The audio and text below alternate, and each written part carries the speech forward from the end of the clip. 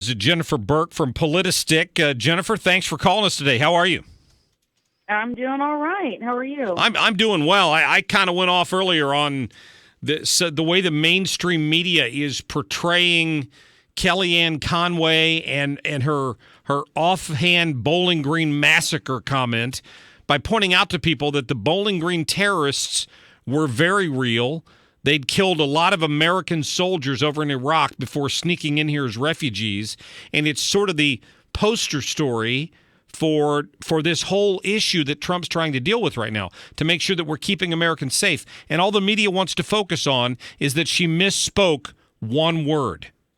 It's sad. Yeah, that's typical, and it's shocking how much they like the fact checking when it comes to anyone in the Trump administration is just incredible. Whereas Josh, not so earnest, was just allowed to stand up at the podium for years and tell lie after lie after lie, and we were just supposed to accept it as fact because the mainstream media didn't push for a reality instead of the fake world that Obama wanted to convince people we were living in. Yeah, well, I mean, it's just the emperor has no clothes. I mean, it's so obvious that the mainstream media has an agenda in this. They just keep hammering it. The Washington Post has another article in there today about trying to explain why Kellyanne Conway's Bowling Green massacre wasn't a slip in the tongue because she said it before.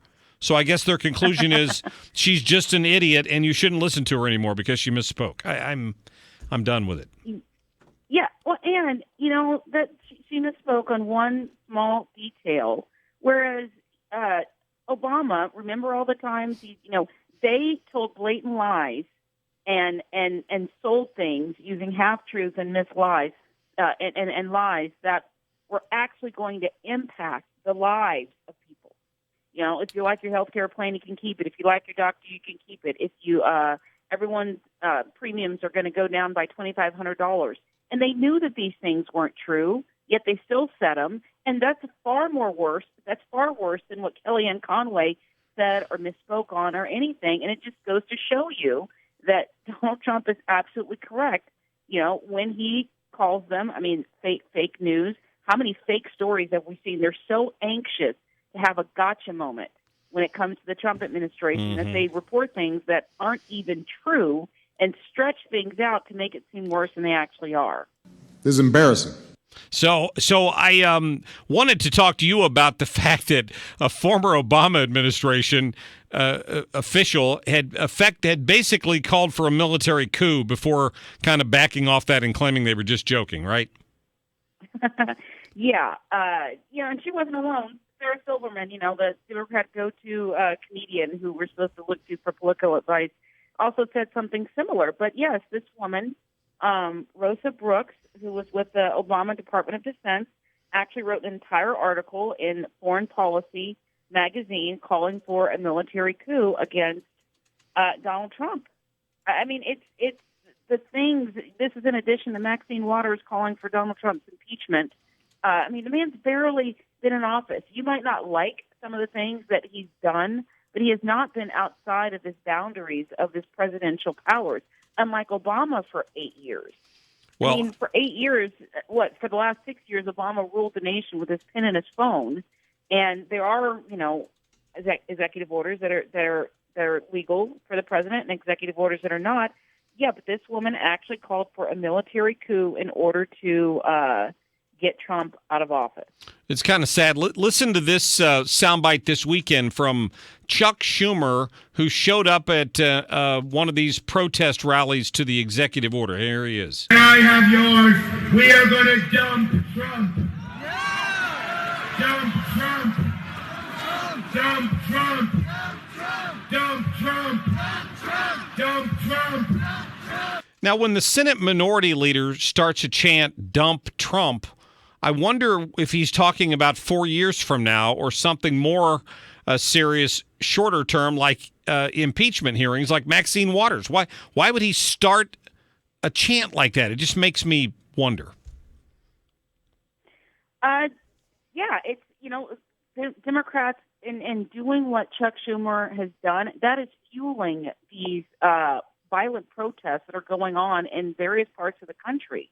I mean, when you have the Senate minority leader stand and lead a chant such as that, it's all because they don't like what he's doing. They are still hurt over the fact that their party lost.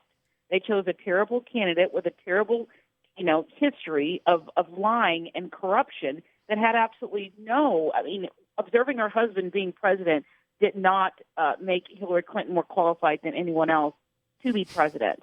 And so just like with the Occupy Wall Street movement a few years ago, that fizzled out in large part due to the violence and the rapes and the disgusting things they were doing to cop cars a few years back. Democrats' actions like Chuck Schumer are fueling this, preventing people from catching their flights, preventing people. I saw a story, someone didn't make it to the hospital because of these street blockages from these people who want to oust Trump just because Judicial Watch. They don't like the fact that the Democrats didn't win. And it shows how tone deaf they are.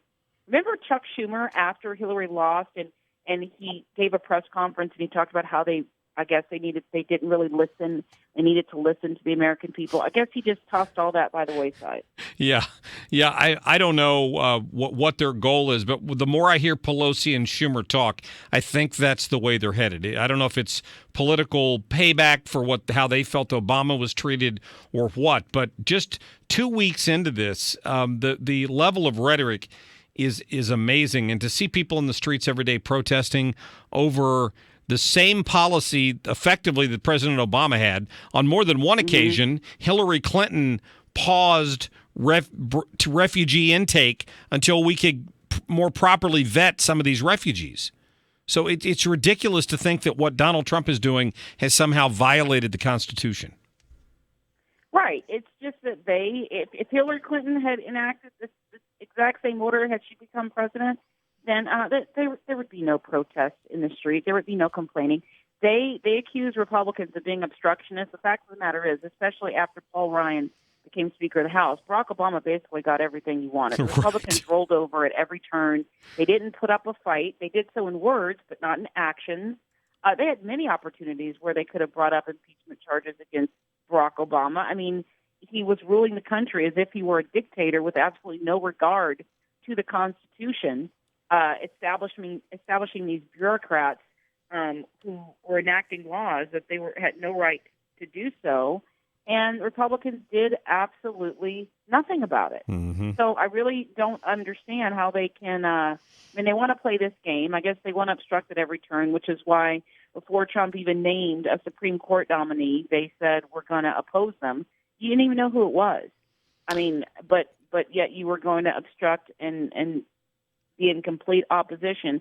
And they want Republicans to continue to do what they've always done, which is even when they're in power, act like they're not in power. And even today, and cede power to the Democrat Party, and they're afraid with Trump as president that that's not going to happen. Yeah, it's a good point. We're talking to Jennifer Burke from Politistick.com. Even today, they had Pat Leahy. Apparently, the Democrats are trying to, I guess they're not technically calling it a filibuster, but they're trying to tie up the Senate floor for the entire day to prevent a final vote on Betsy DeVos. It's just at every turn because they can't stop it. They only found 2 lily-livered Republicans who would actually vote against her, and now Pence is going to break the tie, and they just can't stand it. It's kind of fun to watch. DeVos, this is what happened. I think what's her name, Michelle Rhee, when she was and Trump spoke with her briefly, and then ended up not offering her the education secretary position. But she actually enacted reforms in D.C., and even though she's a Democrat, the Democrats hated it because she bucked up to the teachers' union. Mm-hmm. They want to say everything's for the children, where actually it's not. They're emboldened to the teachers' unions, which is why they don't want Betsy DeVos, because she supports school choice. I know her stance on things have been misreported or by some people, even some people on the right. And people on the left want to act like school choice is such a terrible thing.